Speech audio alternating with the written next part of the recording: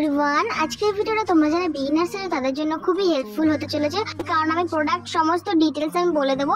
এবং যদি কারোর প্রোডাক্টের লিংক দরকার হয় তাহলে অবশ্যই আমাকে কমেন্ট করো, আমি অন্য একটা ভিডিওতে সমস্ত প্রোডাক্টের লিংক দিয়ে দেবো।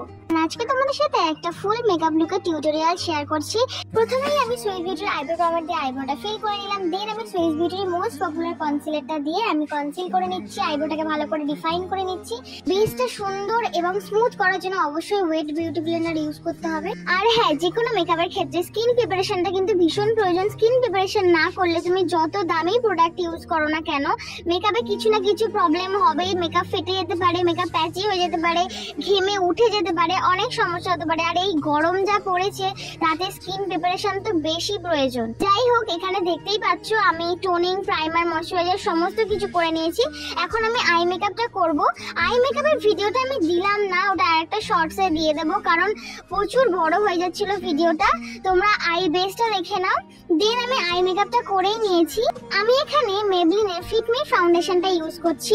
আর একটা জিনিস তোমরা লক্ষ্য করবে যে আমি স্কিনটাকে ভালো করে প্রিপারেশন করেছি বলি আমার মেকআপটা অনেক সফট ভাবে ব্লেন্ড হয়ে যাচ্ছিল আর অনেক স্মুথ হয়ে যাচ্ছিল। তোমরা ভালো করে লক্ষ্য করলেই বুঝতে পারবে। আর আমি এখানে আই লিডে যে সেম কনসিলারটা দিয়েছিলাম সেটা দিয়ে আমি একটু হাইলাইট করে নিচ্ছি হাইলাইট পোরশন গুলোতে। আর ভালো করে ব্লেন্ড করতে হবে। অবশ্যই যে কোনো স্টেপ কিন্তু 1-2 মিনিট পর পর হাতে যদি সময় থাকে একটু সময় নিয়ে নিয়ে ব্লেন্ড করবে, একটু সময় নিয়ে নিয়ে মেকআপটা করবে, তাহলে দেখবে মেকআপটা অনেক বেশি ফ্ললেস এবং সুন্দর হবে। আমি এখানে এলিক্টিনের কম্প্যাক্ট পাউডারটা দিয়ে বেক করে নিয়েছি এবং এক্সট্রা পাউডারগুলো ব্রাশ দিয়ে হাটিয়ে দিয়েছি। যাই হোক, এখানে আমি দেখতে পাচ্ছি ব্রোবোনটা হাইলাইট করছি এবং কন্ট্রোল করে নিচ্ছি। যাদের গাল অনেক বেশি সরু, মানে গাল এত আমার মতন ফোলা নয়, এত রসগোল্লার মতন নয়, তারা অবশ্যই কম কন্ট্রোল করবে। আমি একটু বেশি বেশি করি, আমার বেশি ভালো লাগে তাই। নোজ কন্ট্রোল আমার ভীষণ ভালো লাগে, কারণ আমার এই বোচা নাকটা চিকন লাগে। যাই হোক, এখানে আমি ব্লাশ অ্যাপ্লাই করে নিচ্ছি।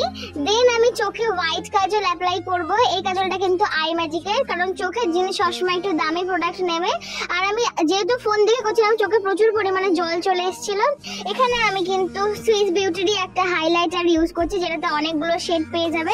আমার ভীষণ ফেভারিট এই হাইলাইটারটা, আর অ্যাফোর্ডেবল প্রাইসের মধ্যে এটাই বেস্ট। মাস্কারা অ্যাপ্লাই করার ভিডিওটা আমি নিতে ভুলে গেছি। আমি কিন্তু মেবলিনের মাস্কারা ইউজ করেছিলাম।